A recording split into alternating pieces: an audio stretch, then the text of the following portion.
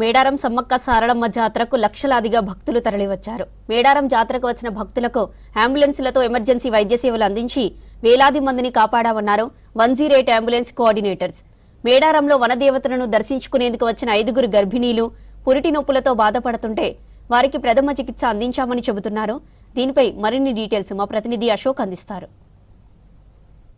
వనజాతర జనజాతర మేడారం సమ్మక్క సారళమ్మ జాతర. ఈ జాతరకు లక్షలాది మంది భక్తులు వచ్చి తల్లులను దర్శనం చేసుకున్నారు.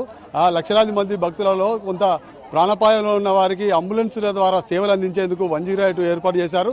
ఎంతమందికి వైద్య సేవలు అందించారు, అంబులెన్సులు ప్రయాణం చేసినప్పుడు ఎట్లాంటి ఇబ్బందులు ఎదుర్కొన్నారో వారితో మాట్లాడే ప్రయత్నం చేద్దాం. మనతో మాట్లాడడానికి కోఆర్డినేటర్ ఉన్నారు. సార్ చెప్పండి, ఈ అంబులెన్సులు ప్రమాదంలో ఉన్న వారి కోసం నడిపించారు, అట్లాంటి వాటిల్లో ఎంతమందికి సేవలు అందించారు, ఎట్లా ఉంది? ఈ సమ్మక్క సారక్క మేడారం జాతరలో భాగంగా ముందస్తుగా ప్రీ జాతర బేసిస్ వేసుకుని మనం 4 అంబులెన్స్ని ముందుగా ఏర్పాటు చేయడం జరిగింది. తర్వాత మళ్ళా జాతరలో భాగంగా 28, 29, 30, 31 ఈ 4 రోజులు కూడా జనాల దృష్టిలో పెట్టుకుని మనం 24 ప్రత్యేక అంబులెన్స్ని ఏర్పాటు జరిగింది. ఎక్కడైతే మనకి జనావాహం ఎక్కువ ఉంటుందో లైక్ జంపన్న వాగు, చిలకలగట్టు, ఎగ్జిట్ అండ్ ఎంట్రన్స్ గేట్లలో మనం ఎక్కువ అంబులెన్స్ని మోహరించడం జరిగింది. ఎస్పెషల్లీ ఎక్కడైతే మెయిన్ క్యాంప్ హాస్పిటల్ ఉందో అక్కడ మనం 4-5 అంబులెన్స్ని మనం ఏర్పాటు చేసి ఏదైతే ఎమర్జెన్సీ బేస్ మీద షిఫ్ట్ చేయాల్సి ఉంటుందో లైక్ పెద్ద హాస్పిటల్కి లైక్ ములుగు లాంటి జీజీహెచ్ హాస్పిటల్ కానీ డిస్ట్రిక్ట్ హాస్పిటల్ కానీ కంటిన్యూగా తరలించడం జరిగింది. ఇప్పుడు ఇక్కడ ప్రాణాపాయ స్థితిలో ఉన్న వాళ్ళు ఎంతమందిని తరలించారు?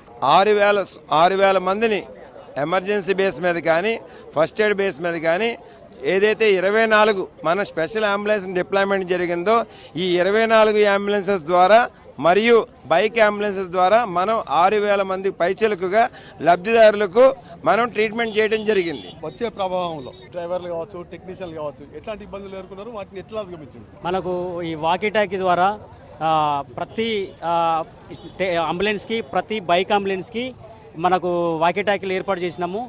ఇమ్మీడియట్లీ ఎక్కడ కేసు వచ్చినా కూడా ఇమ్మీడియట్లీ మన సిబ్బంది 108 సిబ్బంది ఎమర్జెన్సీ మెడికల్ టెక్నీషియన్లు చాలా కష్టపడి ఇంజూర్ అయిన ప్రాంతానికి ఇమ్మీడియట్లీగా వెళ్ళి ఎప్పటికప్పుడు అప్రమత్తం అవుతుంటూ హాస్పిటల్ చేర్చినాక కూడా మనకు ఇన్ఫర్మేషన్ ఇవ్వడం జరిగింది. అట్లే మనకు 5 డెలివరీలు కూడా చేయడం జరిగింది. అందులో 2 ఆడపిల్లలు, 3 మగపిల్లలు. వాళ్ళకు జంపన్న అండ్ సమ్మక్క సారక్క అని పేరు కూడా పెట్టడం జరిగింది. అంబులెన్స్లో నార్మల్ డెలివరీ కూడా జరిగాయి. ఇక్కడి నుంచి మనం ఈ మెయిన్ క్యాంపు నుంచి సీరియస్ కేసులు, కండిషన్లు, డ్రౌనింగ్ కేసులు ఒక 5 చేయడం జరిగింది. అందులో ఒకరు ఎంజంకి వెళ్ళిన తర్వాత ఒక 2 అవర్స్ తర్వాత చనిపోవడం జరిగింది. తర్వాత ఈ హెడ్ ఇంజరీస్, ఫ్రాక్చర్స్ కేసులు కూడా మొత్తం ఈ రోజు వరకు 65 కేసులు మనం ఈ మెయిన్ క్యాంపు నుంచి ములుగు హాస్పిటల్కు చేర్చడం జరిగింది. ఇంకా ప్రాణాపాయ స్థితిలో ఉన్న వారిని ప్రాణాపాయ స్థితిలో ఉన్న వాళ్ళనే మనం రక్షించాము. చాలా ఇబ్బంది జరిగింది. మా సిబ్బంది కూడా అప్రమత్తంగా ఉంటూ 24 గంటలు రాత్రి మేల్కొని నిద్రపోకుండా కూడా వాళ్ళు అప్రమత్తం అవ్వకుండా చాలా కష్టపడ్డారు. ఈ రద్దీ ప్రాంతంలో అంబులెన్స్ వెళ్ళడానికి కూడా పోలీసు వాళ్ళు కూడా మాకు సహకరించారు. ఇమీడియట్లీ దగ్గరున్న ఫస్ట్ ఎఫ్ఆర్ బైక్ పోయి వాళ్ళకు ఫస్ట్ ఎయిడ్ చేసుకుంటూ, ఒకవేళ 4 వీలర్ అంబులెన్స్ కావాలంటే ఇమీడియట్లీ అంబులెన్స్ వెళ్ళి ట్రీట్మెంట్ చేసుకుంటూ మనకు ఈ మెయిన్ క్యాంప్కు తరలించడం జరిగింది. బైక్ల ద్వారా ఏమైనా అందించారా? అందించాము. బైకుల ద్వారా రోజుకు 20 నుంచి 30 వరకు ఫస్ట్ ఎయిడ్ చేయడం జరిగింది. మన అంబులెన్స్ ద్వారాను 5,000 మందిని ఇక్కడికి తరలించడం జరిగింది. ప్రాణాపాయంలో ఉన్న వారిని ప్రాణాలు రక్షించేందుకోసం తాము ఇబ్బందులు ఉన్నప్పటికీ వాటిని అధిగమించుకుంటూ సేవలు అందించే దృక్పథంతోనే, సేవాభావంతోనే ఈ సేవలు అందించామని 108 సిబ్బంది చెప్తున్నారు. రాజుతో అశోక్, మేడారం నుంచి.